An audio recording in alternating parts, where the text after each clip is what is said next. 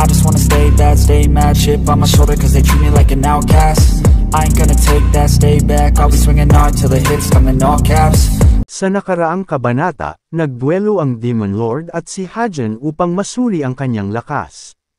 Nagawa niyang masugatan ang palad ng Demon Lord nang di niya nalalaman.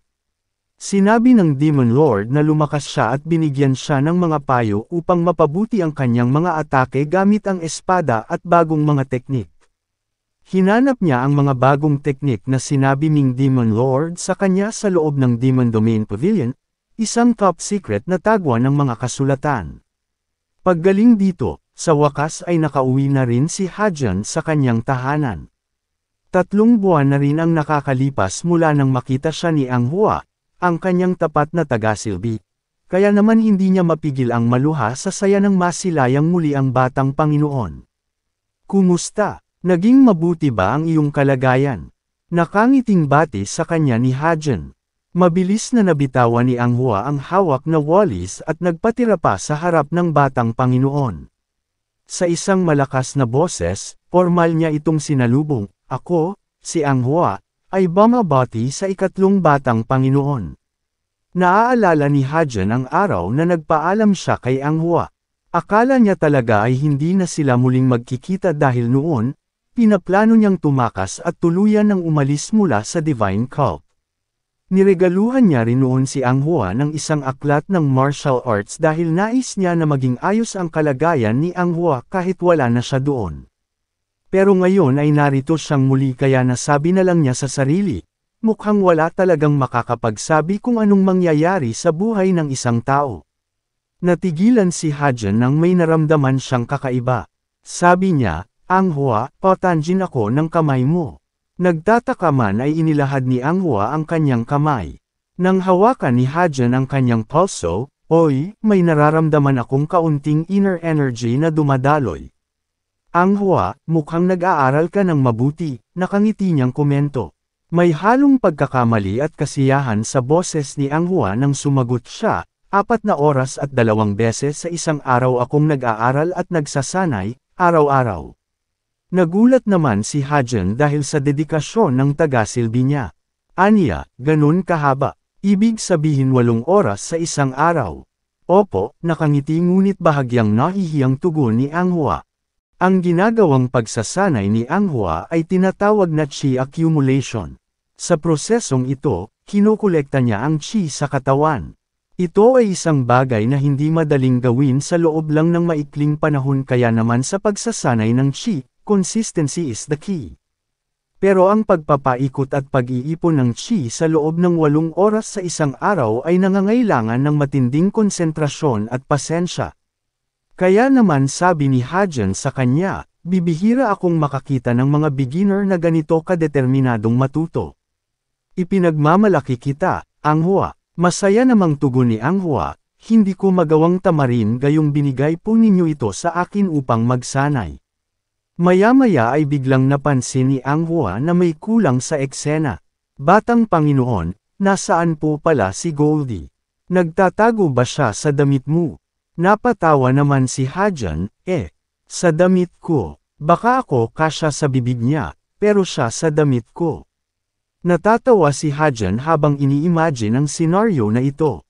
Naisip niya na mukhang hindi pa alam ni Anghua na lumaki na ng husto si Goldie. Di maiwasang mag-alala ni Anghua. Tanong niya, nasugatan ba siya o may sakit ba siya? Sana ay ayos lang siya. Kailangan ko na rin siyang pakainin ng pinakuloang karne. Nakangiti namang sagot ni Hajan, huwag kang mag-alala, babalik siya kung kailan niya gusto. Hindi man sila magkasama ngayon, pero alam ni Hajan na dahil taglay niya ang kaparehong chi ni Goldie, ay siguradong mahahanap siya nito kahit saan man siya magpunta at kahit kailan man gustuhin ng kaibigang Zoro. Kasalukuyang nasa kagubatan si Goldie, nangangaso. Samantala, di nagtagal ay bumisita rin si Dompil sa tahanan ng 3 batang Panginoon. Batang Panginoon, nakabalik na ako, aniya pagkarating.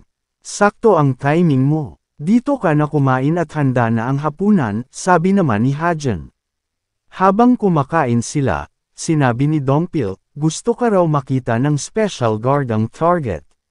Napatanong naman si Hajan dahil ngayon niya lang narinig ito. Special Guarding Target. Ano yun? Sabi niya. Sagot naman ni Dongpil, well, gaya ng sinasabi sa pangalan. Pinutol siya ni Hajan at sinabi, isang tao na nangangailangan ng special na proteksyon, oo gets ko yun. Pero ang gusto kong malaman ay kung bakit mahalaga ang taong ito sa Divine Cult. Paliwanag naman ni Dongpil, ang isang taong itinuturing na Special Guarding Target ay pangunahing priority ng Guardian Court. Ibig sabihin sila ay mahalagang panauhin ng Divine Cult. Kaya naman ang Inner Pavilion ng Guardian Court kung saan kabilang ang mga dalubhasang martial artists ang kadalasang inaatasan na bantayan sila. Habang ngumunguya, inosenteng tanong naman ni Hajan, Inner Pavilion. May ganun pala kayo sa Guardian Court. Sagot ni Dongpil, ito ay tumutukoy sa mga lihim na martial artists ng Guardian Court. Hindi lang mga dating guardians ang kabilang dito kundi pati na mga dating demonic elders at mga demon generals. Ikinagulat naman ni Hajan nang malamang pinipili ng mga dating dalubhasa sa martial arts na nasa posisyon na maglingkod sa Inner Pavilion sa kabila ng kanilang katandaan sa halip na magretiro na lang. Tanong niya kay Dongpil, voluntaryo ba nilang ginagawa iyon? Tila isang palaisipan sa kanya kung saan nanggagaling ang ganitong uri ng katapatan. Naputol ang kanyang pagninilay nang makita niya si Dongpil na nakangiti. Tanong niya sa isip niya, bakit mukhang ang saya-saya niya? Abot tenga ang ngiti niya. Proud ba siyang pinag-uusapan ng Inner Pavilion? Bahagya siyang naasiwa pero binaliwala niya na lang ito. Unti-unti siyang tumayo mula sa hapagkainan at sinabi, hindi ko kilala kung sino ang target na iyan pero wala akong pakialam. Masyado na akong abala. Sino ba sila para sabihan akong puntahan sila? Pwede silang kumatok sa pintuan ko kung gusto talaga nila akong makita. Sagot naman ni Dongpil, totoo na nakakawalang galang nga ito, pero hindi kasi sila makakaalis sa kanilang tinutuluyan. Napalingon si Hajan at nagtanong, ha? Bakit ganun? Anong ibig mong sabihin? Paliwanag ni Dongpil, kapag dinadala sa Divine Cult ang isang Special Guarding Target, kino-confine sila sa kanilang mga silid para pigilan ang anumang kaguluhan. Sagot ni Hajan, ano pa man yan, wala na akong pakialam. Kaya sinabi ni Dongpil, sige. Kung gayon sasabihan ko na lang sila. Pero biglang natanong ni Hajan, pero nasaan ba sila? At sagot ni Dongpil, sa Solitary Bamboo Grove.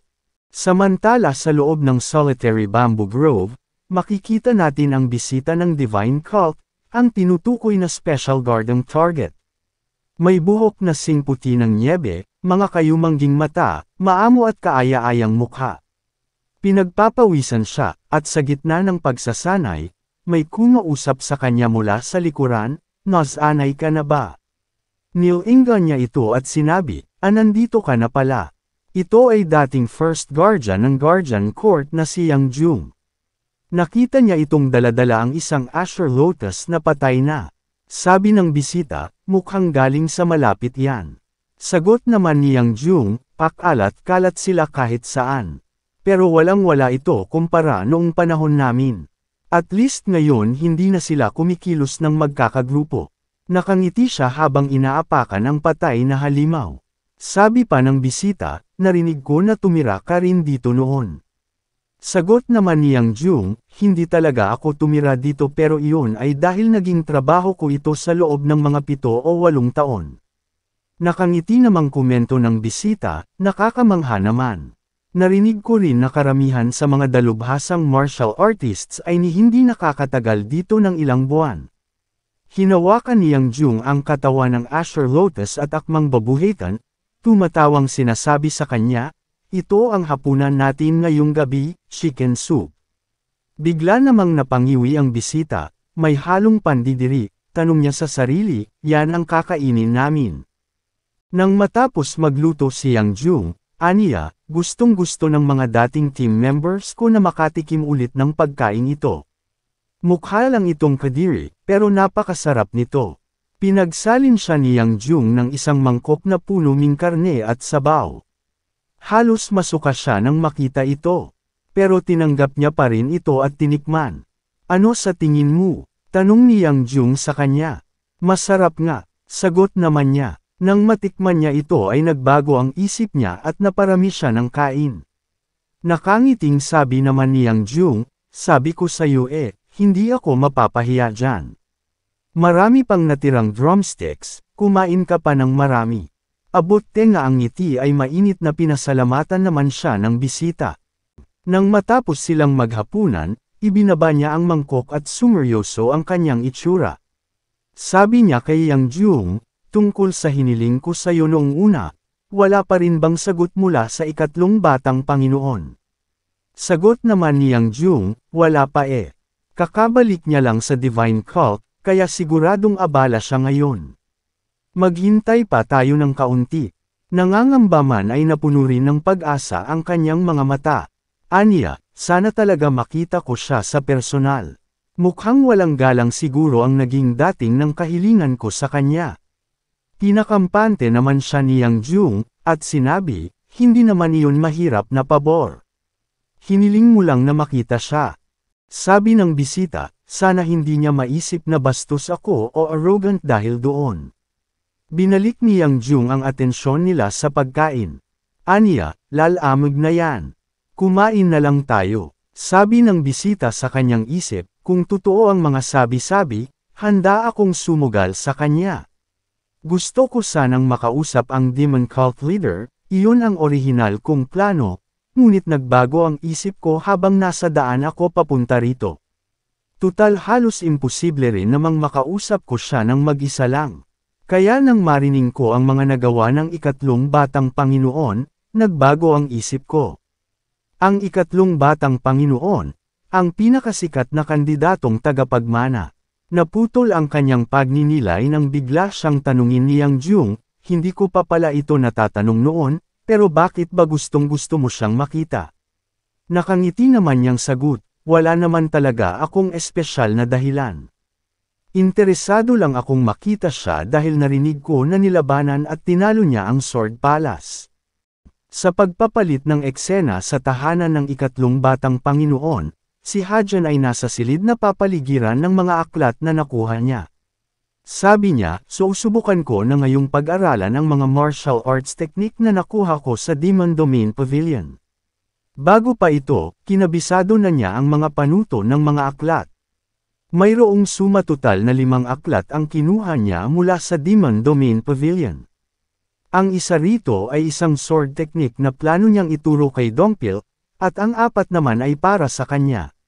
Nahikayat siyang kunin ang isa sa 4 na teknik na ito, na tinatawag na Blood Heal Palm, dahil sa kamanghamanghang kapangyarihan nitong makapaminsala, ngunit hindi ito isang bagay na magagamit niya agad-agad. Kaya napagpasyahan niyang unahing pag-aralan ang 3 ngayon mismo. Ang 3 ito ay ang Heavenly Demon Lightning Bolt Fist, ang 1,000-mile Aerial Steps, at ang Demon Emperor Sovereign Steps. Nang mabasa niya ang huli, napagtanto niya na tama nga ang payo ng Demon Lord sa kanya na aralin ang mahusay na footwork technique na ito dahil bagay na bagay ito sa kanya. Ngunit biglang sumeryoso ang ekspresyon ng mukha ni Hajan nang maalala ang isang bagay. Sinabi sa kanya na 3 lamang ang natuto ng kakayahang ito. Una ay si Li Cheonsang, ang Demon Lord, pangalawa ay ang unang batang Panginoon at ang pangatlo ay ang pinuno ng Senado. Ngunit sa 3 ito, tanging si Li Cheonsang pa lamang ang nakakapag-master ng kakayahang ito. At ayon pa sa sinabi sa kanya ng Demon Lord, maging ang pinuno ng Senado ay hindi pa nakakalampas sa 7th antas ng mastery nito. Kaya naisip niya na kung maging ang pinuno ng Senado, na siyang pinuno rin ng Great 9 Demonic Elders, ay nasa 7th antas ng mastery pa lamang, nangangahulugan lamang na napakahirap ng teknik na ito. Kaya naman pinadaloy niya ang demonic energy at binalot ang kanyang buong katawan. Puno ng determinasyon, sabi niya, kung gayon, walang panahon para magpahinga. Magsimula na tayo agad. Nag-focus si Hajan at inalala ang mga hakbang na kailangan niyang gawin. Magsisimula siya sa first step heavenly position, sunod ay sa second step heaven search, sa third step dominance, at sa fourth step competition, saka siya aakyat sa 5th step silent spin at 6th step flight, at sa kanya ito tatapusin sa 7th step sovereign. Nang masiguro na naaalala niya lahat, nagsimula na siya. Sinundan niya ang mga hakbang na kanyang nasa isip. At sa bawat hakbang na kanyang ginagawa ay bumibigat ang paligid, nabibiyak ang lupa sa kanyang tinatapakan. Aniya sa kanyang isip, hindi ito isang simpleng paggalaw lamang ng mga banta. Kailangan kong maingat na maikalat ang aking lakas ng tama. At habang isinasagawa ito, hindi niya mapigil ang mamangha. Sabi niya sa kanyang isip, ang galing nito Hindi isang kalabisan na tinatawag itong best footwork technique ng demonic martial arts. Mas mabagal ito kaysa sa 9 Heavens Contraction Divine Steps, pero mas nababagay nga ito sa akin kaysa sa 9 Heavens Contraction Divine Steps. Sigurado ako na kung mama-master ko ito, mas magagamit ko rin ng mas mabuti ang iba ko pang mga kakayahan kaysa noong ginagamit ko ang 9 Heavens Contraction Divine Steps. Nang matapos ang kanyang unang round ng pagsasanay, in-encourage niya ang sarili niya at sinabi, naniniwala ako sa sarili ko. Magiging mas malakas ako, kaya ko ito. Sa maghapong iyon, patuloy na nagsanay sa bakuran ang ating bida na si Hajan. Natigil lamang siya nang biglang bumisita si So Yun Sim, ang tagapangasiwa ng Internal Management Facility. Nakangiti niyang binati ang ikatlong batang Panginoon. Habang nagpupunas ng pawis, sabi ni Hajan, bakit kayo naparito? Saot naman ni So Yun Sim, binisita kita dahil narinig ko na nakabalik ka na, syempre. Sarkastiko namang biro ni Hajan, talaga, nagpunta ka lang dito para mangumusta. Casual kang magsinungaling Napatawa naman si So Yun Sim at inasar pabalik si Hajan, kung gugustuhin ko talagang linlangan ka, sigardong hindi mo mapapansin. Napanganga naman si Hajan, hindi makapalag.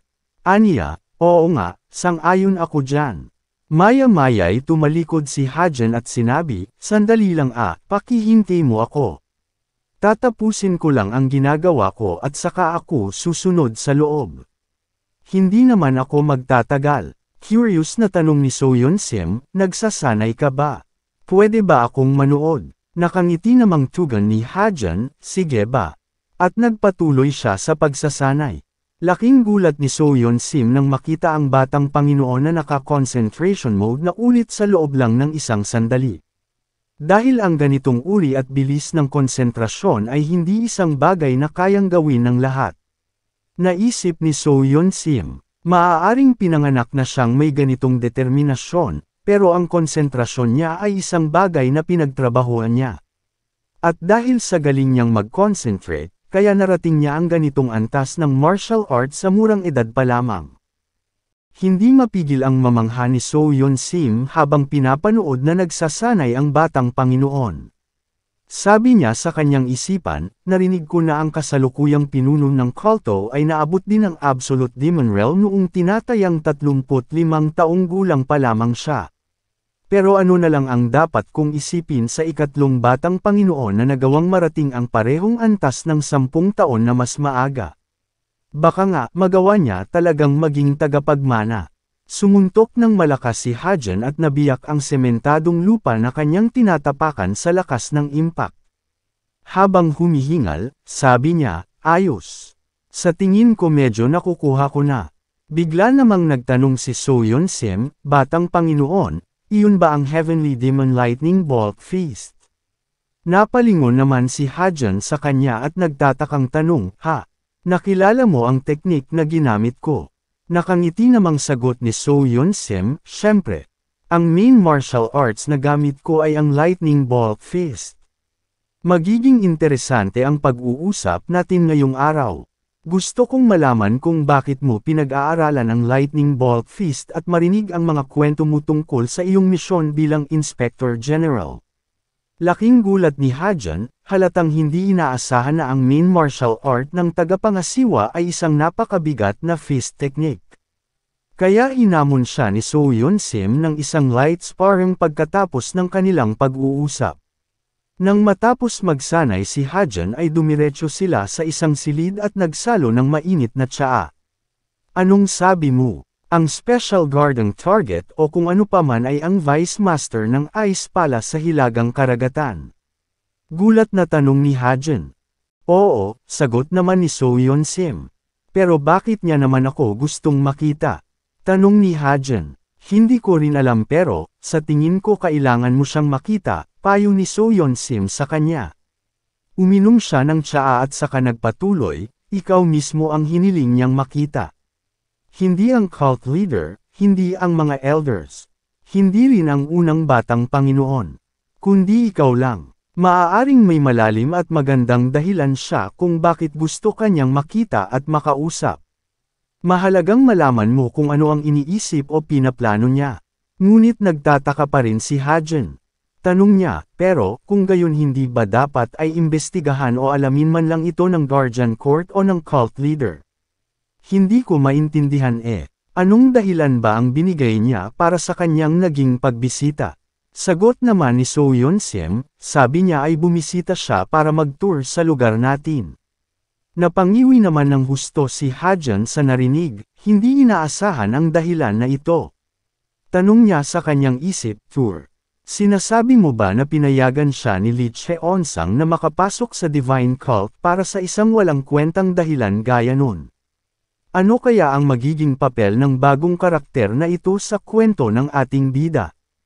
At ano ang tunay na dahilan sa likod ng kanyang pagnanais na makita ang ikatlong batang Panginoon? Alamin natin sa susunod na kabanata.